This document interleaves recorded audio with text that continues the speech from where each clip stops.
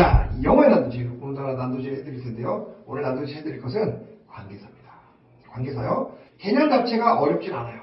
하지만 우리나라 말에 없는 개념이다 보니 그래서 익숙하지 않으니까 좀 복잡한 거예요. 우리가 그렇게 쓰지 않으니까. 자, 그런데 여느 문법 주제와 마찬가지로 첫 단추를 잘 꽂아놓으면 이것도 크게 어렵지 않게 두 번째, 세 번째, 네 번째 단계 쭉쭉쭉 나갈 수 있습니다. 하지만 우리나라의 이 관계사에 대한 설명을 하는 많은 강의들을 보면 좀 제가 개인적으로 안타까운 거는 첫 단추를 꽂지 않고 바로 그냥 주격하게 됩니다. 목적격, 소유격, 관계사, 선지자, 선사, 받아라! 하니까 돌아버리는 거예요. 도대체 이게 뭔데 지금 우리가 지금 이걸 가지고 이렇게 고민하고 있는 거지? 그 근본을 건드리지 않고 그냥 실전으로 막 들어가니까 힘들어하는 경우가 있는데 저는 기본부터 차근차근 밟아드리도록 하겠습니다. 처음에 말씀드렸다시피 안타깝게도 우리나라에는 없는 개념입니다. 안타까운 건 아니죠. 지금 보면 그냥 우리나라에 없는 개념이다. 왜 안타깝다고 그랬지? 죄송합니다. 우리나라에는 없는 개념입니다. 우리나라에 없어요. 개념이. 자, 관계사라는 것 우리나라에 없지만 관계사는 한 표현 덩어리의 일부거든요. 관계사가 들어있는 이 표현 덩어리는 우리나라에도 있습니다. 하지만 그 표현 덩어리 할 때 우리나라에서는 그 관계사라는 요소를 쓰지 않아요. 그러니까 어떻게 보면 관계사는 일단 좀 내려놓고 이 관계사가 들어있는 이 표현 덩어리를 먼저 저희가 난도질을 한 다음에 그 다음에 관계사를 보는 게 훨씬 좋으니까 저는 그 관점에서 관계사를 풀어드리도록 하겠습니다. 자, 그러면 이제 본격적으로 시작을 해볼 텐데요. 영어 관계사가 있는 그 표현 한국말로 먼저 시작하도록 하겠습니다. 뭐든지 한국말부터 시작해야 돼요. 우리가 익숙한 것부터.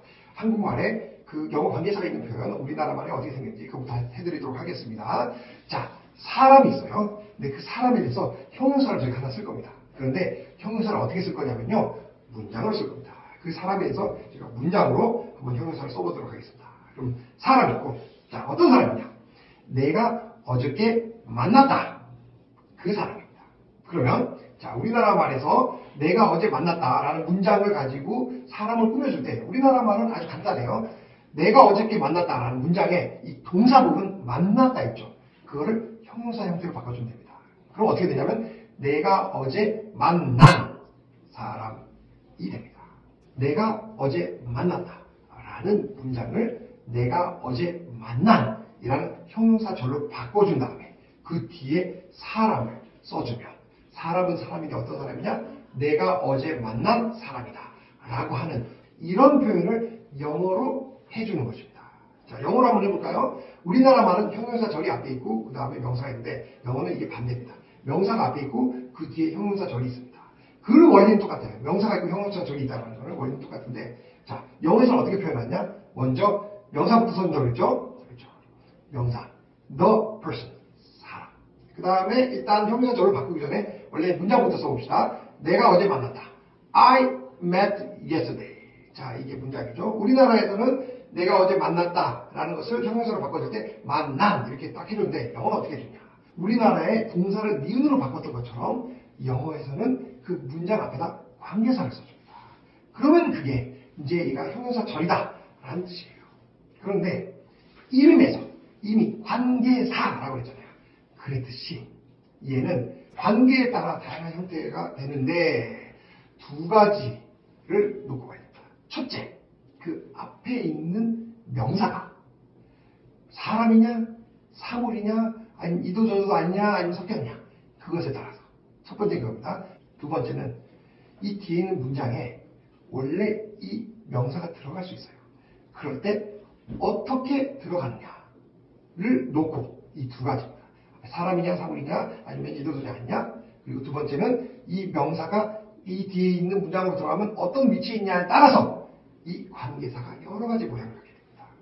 자, 이 시점에서 여러분들이 뒤에 있는 문장으로 들어간다고 그게 무슨 말이지? 하실 수 있으니까 제가 이것도 한국말을 통해서 알려드리도록 하겠습니다. 내가 어제 만난 사람 보십시오. 자, 사람이 만약에 내가 어제 만났다라는 문장으로 들어가면 어떻게 들어갈까요? 내가 어제 사람을 만났다 이렇게 되겠죠. 그러면 이 사람이라는 건 이 문장에 뭐가 되죠? 목적어가 되죠. 그거 얘기합니다. 그럼 영어에서 거꾸로 the person, I met yesterday인데 이 person이 만약에 이 문장으로 들어간다면 I met the person yesterday가 되잖아요. 그때 이 person은 이 문장 안에서 목적어죠. 그럴 땐 여기에 목적격 관계사를 쓰는 겁니다. 목적어와 관련된 관계사를 써야 된다. 자세한 건 제가 따로 하나하나 해드리니까요. 오늘은 그 개념만 정리해드린 겁니다. 그렇죠. 이게 바로 관계사입니다. 앞에 있는 명사와 뒤에 있는 절, 이것의 관계가 뭐냐.